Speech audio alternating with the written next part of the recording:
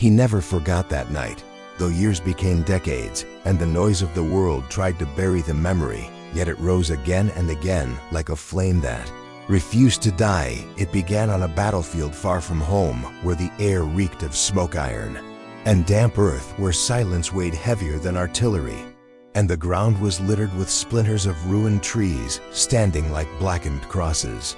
He was young, not yet hardened, not yet numb, carrying duty on his shoulders and the remnants of innocence in his pocket, the scent of lavender from his sister's letters, the rasp of his father's laugh floating from a porch at dusk, the sound of his mother's voice in a small wooden church, singing hymns that once braided sunlight and hope across his childhood. On that night, he was ordered to watch alone at the edge of a low ridge while his unit slept 2 valleys away. His rifle was warm against his chest, his breath a thin thread in the cold, his eyes straining into a darkness so complete he could not see his own hand when he raised it before his face. Every rustle of wind felt like a footstep, every creak of shattered wood like an enemy moving closer, and fear crept up his spine until it settled behind his heart like a fist. He whispered a prayer, though his lips trembled. God, keep me awake. God, keep me strong.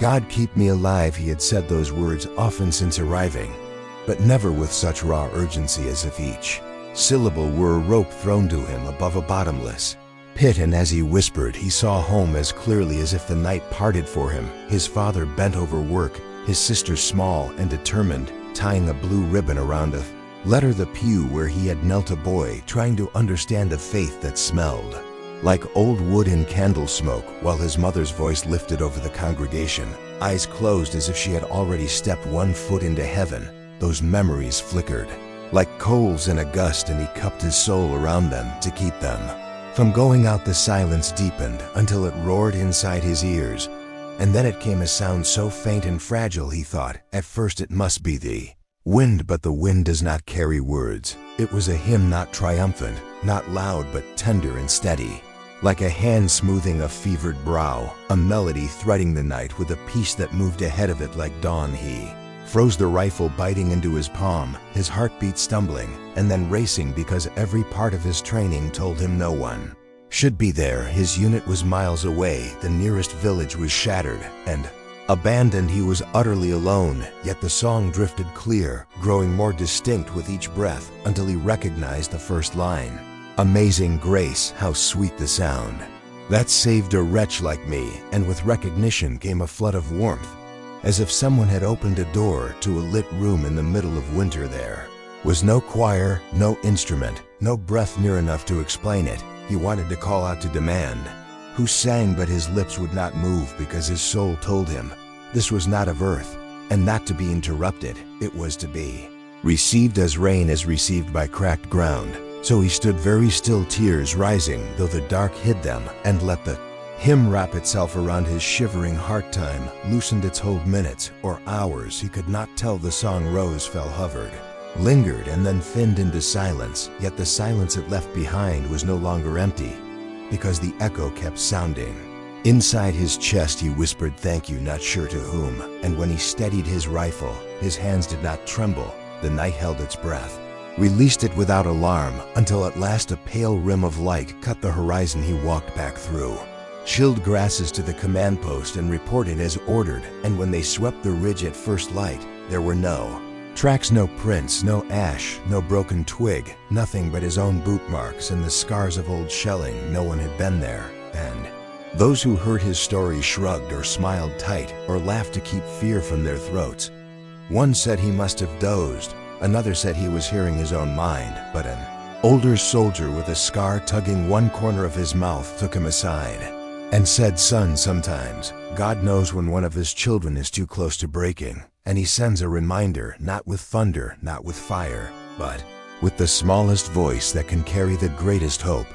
And the words sank into him like nails into wood, and held he carried that night through marshes that never seemed to end, through days when heat melted the horizon, and nights that swallowed men whole, through firefights when dirt jumped like rain, and through silences that burned worse than noise when fear climbed up his ribs and tried to clamp its jaws around his throat. He would close his eyes, and the hymn would rise again, not in his ears, but in his soul steady as a hand on a shoulder, saying, "Stand, stand," and he would stand.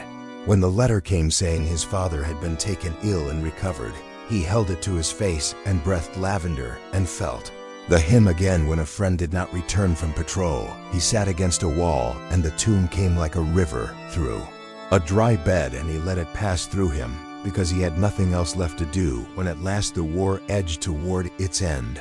And he packed the last tin and the last photograph. The hymn was still inside him like a small bright coal that did not burn. Out home smelled like rain on dust and coffee and starch. He stepped into the little church on his first Sunday back. Sunlight lay across the pews like friendly hands, and his mother's voice rose above the others, strong as he remembered. And when the congregation began Amazing Grace, his chest broke open and tears slipped without sound down his face, because he knew he had not imagined the song in the dark. He had not invented hope out of fear. He had heard what he needed when he needed it. And the memory became an anchor whenever life pressed a boot on his neck. He told almost no one at first, because holy things often wilt under careless handling, yet the story kept knocking politely at the door of his mouth, asking to be told, not to prove anything, but to keep alive what had been given one winter night.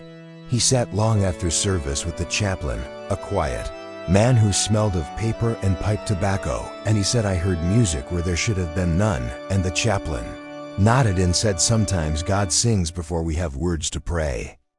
Years walked forward. He found work. He learned to sleep in a bed without flinching at every sound. He married. He watched his wife plant small, brave flowers in stubborn soil. He held his son for the first time and loved him with a fierceness that felt like fear's opposite. Yet the old weight sometimes returned on a leaden afternoon, when a hammer dropped the wrong way or when thunder cracked too close. The past would turn and look at him with a hard face, and in those moments he learned to do the one thing that always worked. He would stop where he was, close his eyes, and allow the dark ridge to step forward from memory.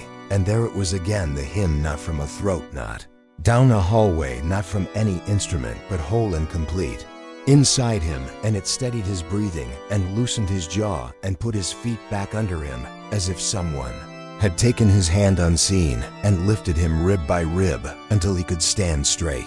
Again one spring evening when his son was 9 and the world was all baseball salt on fries and chalk dust on homework, the boy asked, "Dad, is God real?" And he did not reach for any book, and he did not reach for any argument. He simply told the story from the beginning.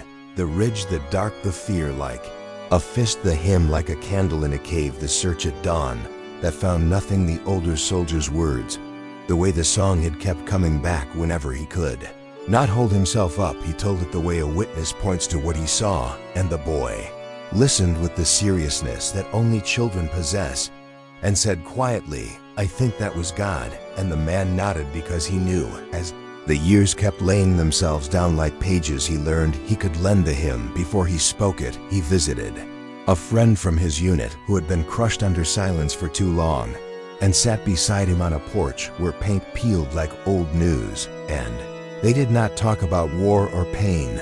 They only watched a stray dog chase dust devils down the road. And the man closed his eyes, and the tune rose inside him and reached across the small space between them, and he felt his friend's shoulders loosen the tiniest bit, as if a knot had given way. He went to a hospital room where a neighbor lay with tubes and tired eyes, and he placed his hand lightly on the sheet and did not hum and did not pray aloud. He simply remembered the ridge, and the hymn arrived, and the neighbor's breathing eased a fraction, and that was enough. Later, he spoke to a young man who had come home angry and could not find a way to put the sword down, and he did not offer advice. He told the story straight, without decoration. And the young man stared at his hands, and after a while asked if the song could find him too. And he said yes, it could, even if you cannot sing it back on the 20th anniversary of that night. He visited the old battlefield, now quiet, under grass that had the audacity to grow over scars. He stood at the lip of a different ridge, because the first was far away behind borders and wire and treaties, and he folded his hands and said aloud the words he had said in a whisper. "God keep me awake, God keep me strong, God keep me alive." And something inside him answered, not in sound this time, But in assurance you are still held, he took from his pocket a small scrap of paper where his mother had once written a verse, and below it she had listed the time she woke that distant night, because mothers keep track of such mysteries. She had woken at a kitchen table thousands of miles away with fear like a shout in her chest, and she had sung Amazing Grace for her boy, though she did not know exactly where he was, and after she finished, she wrote the hour beside a grease stain, and later, when he showed her the entry in his logbook, the times matched to the minute. No one had been at the ridge with him, yet he had not been alone, and though the mind can argue, the heart knows when it has been carried.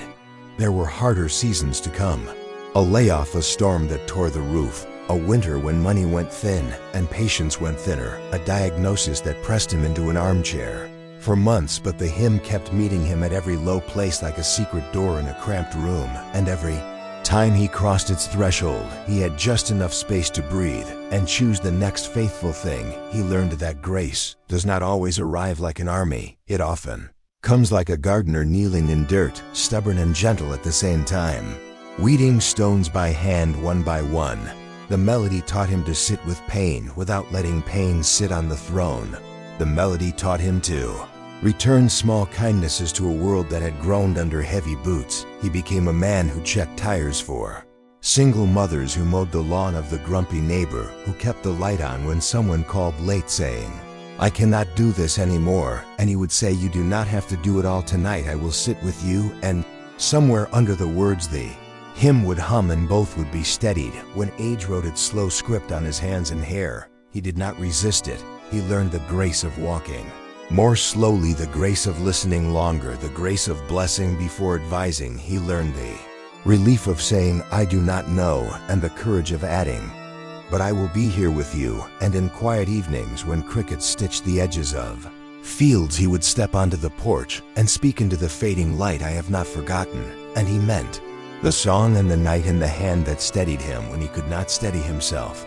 He would close his eyes and thank the God who walks farther than fear, and he would ask for one more chance to pass the story on cleanly to someone who needed it even more than he had. So let this story move from his mouth to yours, and from yours to another. Let it remind you that no night is too dark for God to reach, no distance too wide for his voice to cross, that salvation does not always arrive with spectacle. Sometimes it travels by the quietest road and slips into the smallest opening and transforms a life from the inside out. If you have felt that touch, you know it is real. And if you long to feel it again, or for the first time, allow this moment to become your ridge, your watch, your breath drawn in, and let your heart listen in stillness. Because grace loves the unguarded hour and sings. There is Faith Light Stories, where we share true accounts of light breaking into the darkest places. If this story touched you, share it with someone who needs hope. Subscribe for more stories of faith that remind us we are never alone, and leave a comment below telling about a time you felt God's presence, even when no one else was there, because your story may become the hymn that another desperate heart needs in their own night.